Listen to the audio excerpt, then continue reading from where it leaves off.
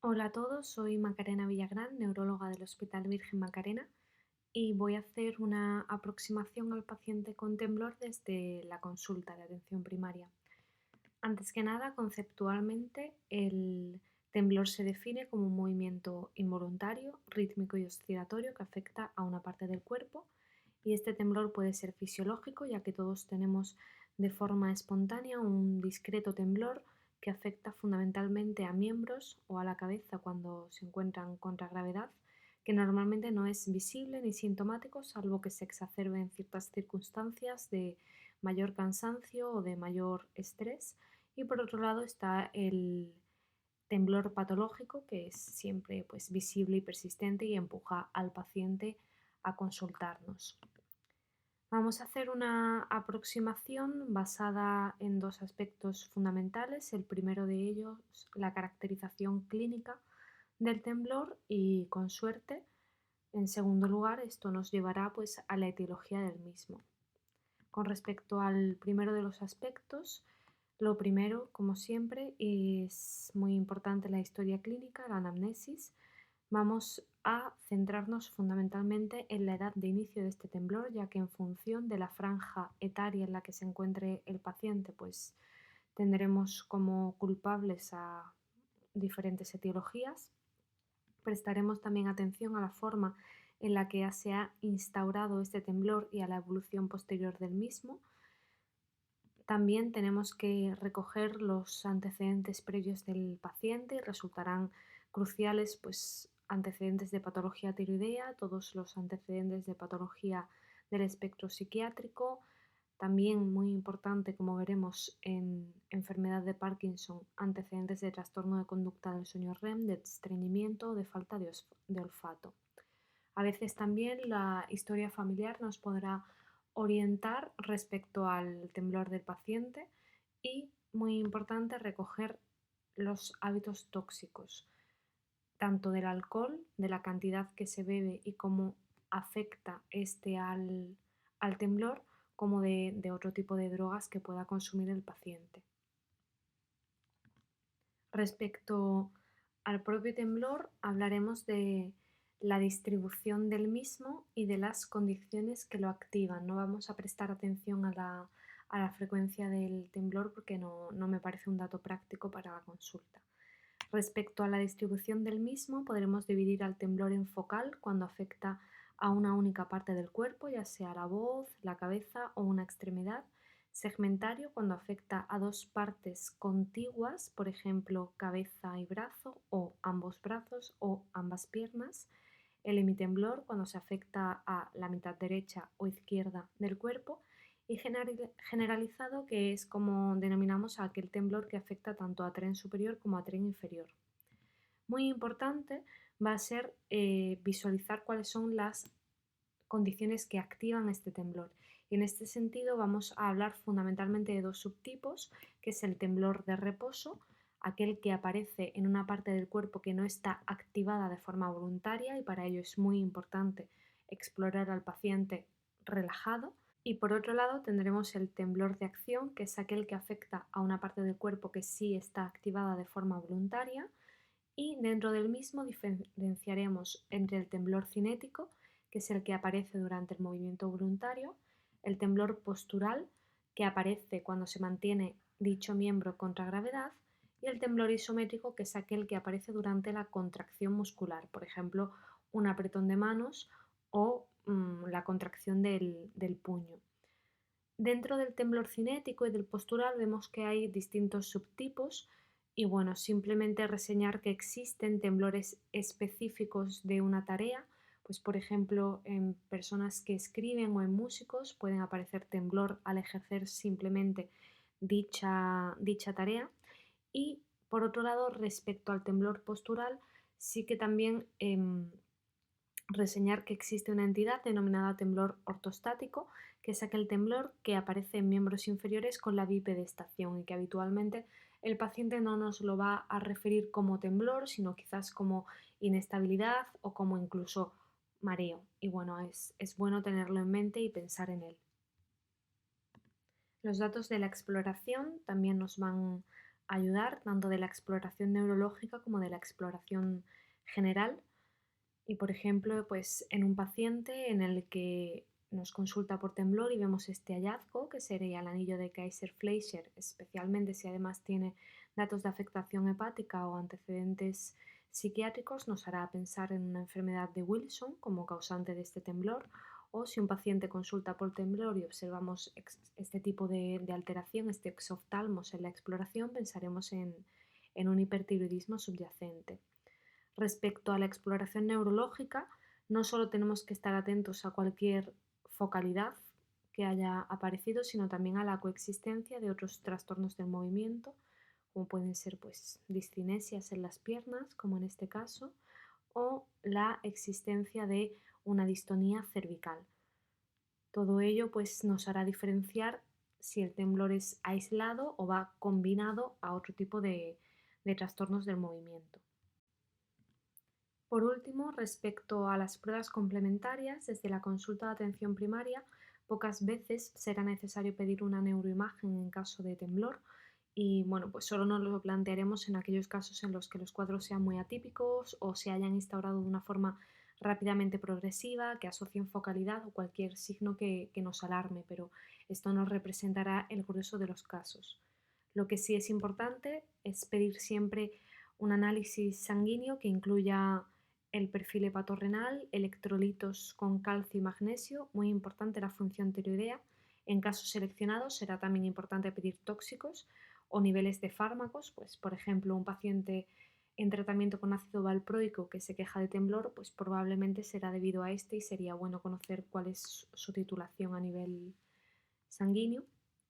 También pediremos en casos seleccionados serologías infecciosas y bueno, es una buena práctica clínica en todo aquel paciente menor de 40 años que nos consulte por temblor sin una causa clara identificada, por ejemplo, no tiene un hipertiroidismo, el solicitar el metabolismo del cobre para descartar que pueda tratarse de una enfermedad de Wilson. Con todos estos datos, con suerte, pues podremos ir orientándonos a la etiología del temblor, que puede ser adquirida, puede estar definida por una condición genética o ser idiopática. En este sentido, pues nuestro principal objetivo va a ser buscar aquellas causas que hayan podido ser adquiridas y que sean potencialmente reversibles. Aquí vemos una tabla con una selección de causas que pueden provocar temblor.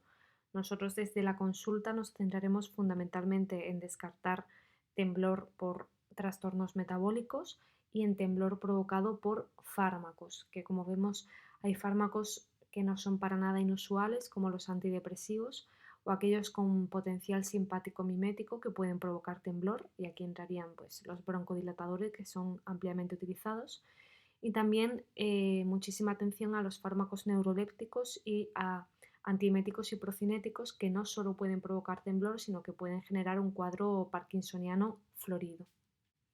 Y ahora ya con todos estos datos, uno de los escenarios más frecuentes con los que nos podemos encontrar en consultas, que el paciente que viene pues tiene un temblor, que vemos que es un temblor de acción y que afecta a ambos miembros superiores. En este escenario, pues lo más frecuente es que nos encontremos o bien frente a un temblor esencial o frente a un temblor fisiológico exacerbado, que son ambos muy frecuentes. Aquí recuadrados en gris tenemos los que son los criterios diagnósticos de temblor esencial, que como hemos dicho ha de ser un temblor de acción, aislado, es decir, que no asocia otros trastornos del movimiento y que afecta pues, de forma bilateral a ambos miembros superiores, que debe tener al menos una duración de 3 años, que puede o no asociar temblor a otros niveles, fundamentalmente en la cabeza o en la voz, y no debe acompañarse de ningún otro signo neurológico. No forman parte de los criterios diagnósticos, pero suele apoyarnos la hipótesis, la sospecha, el que haya una historia familiar positiva y que este temblor mejore con pequeñas cantidades de alcohol. Por otro lado, un temblor fisiológico exacerbado es aquel en el que identificamos una causa, el estrés, la ansiedad, un mayor cansancio, un hipertiroidismo o que hemos visto que hay fármacos que lo puedan provocar. Este temblor debe mejorar al retirar el fármaco o al hacer un manejo de la causa del mismo, y lo habitual es que duren pues menos de 3 años. Aquí vemos un vídeo de lo que sería pues un temblor esencial bastante evidente.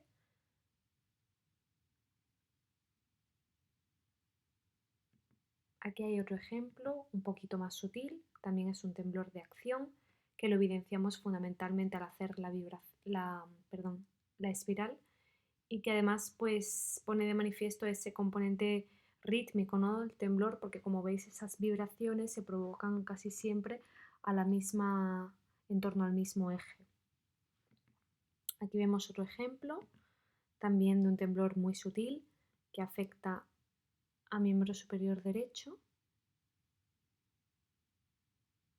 y de forma un poquito más pronunciada a miembro superior izquierdo. En el temblor esencial pueden existir asimetrías leves, es decir, suele afectar a ambos miembros superiores, pero no es inhabitual que a uno más que a otro. Aquí un último ejemplo, aquí vemos otro temblor de acción, una paciente diagnosticada de temblor esencial, donde además tiene pues un componente intencional, ¿no?, es decir, el temblor se agrava al dirigirse al objetivo. Respecto al tratamiento del temblor esencial, es muy importante transmitirle al paciente que es un tratamiento sintomático, es decir, no va a modificar la evolución natural del temblor, no lo va a curar, simplemente sirve para aliviar los síntomas y por ello solo lo vamos a plantear cuando el temblor impacte funcionalmente y en la calidad de vida del paciente. En aquellos casos de temblor leve sin repercusión funcional no plantearemos tratamiento farmacológico, simplemente haremos una monitorización a largo plazo.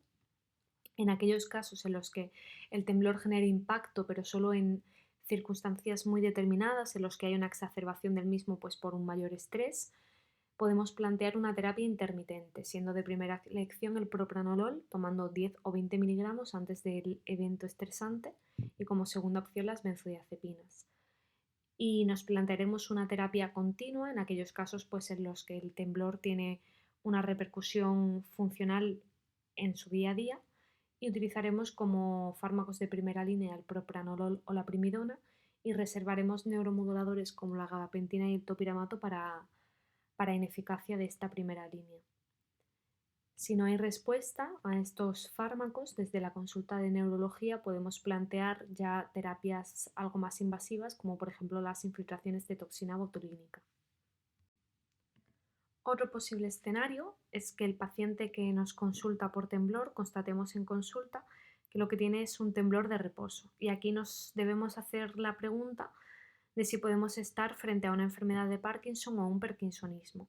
El temblor característico parkinsoniano es un temblor de reposo, que normalmente es de inicio unilateral y asimétrico, y que asocia a otros signos como son la rigidez y la bradi e hipocinesia, que serán manifestados fundamentalmente como torpeza al caminar o torpeza al manejar instrumentos. Y además, pues en la historia habremos recabado datos de falta de olfato, de estreñimiento, de trastornos de conducta del sueño REM, que habitualmente pueden pues, preceder a este temblor. Respecto a más características del temblor, es un temblor que suele disminuir o incluso desaparecer durante el movimiento voluntario, cuya amplitud aumenta cuando al paciente se le pide que se concentre al hacer, por ejemplo, una cuenta regresiva o al decir los meses del año al revés, y que también puede aparecer cuando éste está caminando, el característico temblor en cuenta de monedas. Muy importante, siempre que aparecen signos de parkinsonismo, el descartar que el paciente esté tomando fármacos con potencial parkinsonizante, que son todos aquellos que tengan una acción antidopaminérgica, fundamentalmente neurolépticos, pero también los muy frecuentes antieméticos procinéticos, calcio antagonistas como la flunaricina o antivertiginosos como el sulpiride. Aquí vemos un vídeo, un paciente que tiene un temblor de reposo. Vemos como durante el movimiento voluntario prácticamente desaparece y luego se reanuda el temblor durante este reposo. Ahora mismo está contando hacia atrás, además. No hay componente de temblor de acción y vemos que hay una clara bradi e hipocinesia, además de una cierta hipominia en la cara del señor. Y bueno, es importante también tener en mente que hay muchos otros tipos de temblor, muchas otras causas. Como he insistido a lo largo de la presentación, siempre que tengamos un temblor de inicio en un paciente joven, sobre todo si hay datos de afectación hepática o alteraciones psiquiátricas, pensar en una enfermedad de Wilson y también siempre pensar en tóxicos, ya que estos no solo pueden producir una exacerbación del temblor fisiológico, sino también desencadenar incluso otro tipo de trastornos del movimiento. Finalizo con este vídeo. Hemos hablado de temblor, que es uno de los trastornos del movimiento más frecuentes, pero como sabéis hay muchísimos más y es un mundo pues muy complejo y muy florido. Sin más, os dejo aquí la bibliografía utilizada. Muchísimas gracias por vuestra atención. Cualquier cosa, aquí tenéis mi correo. Un saludo.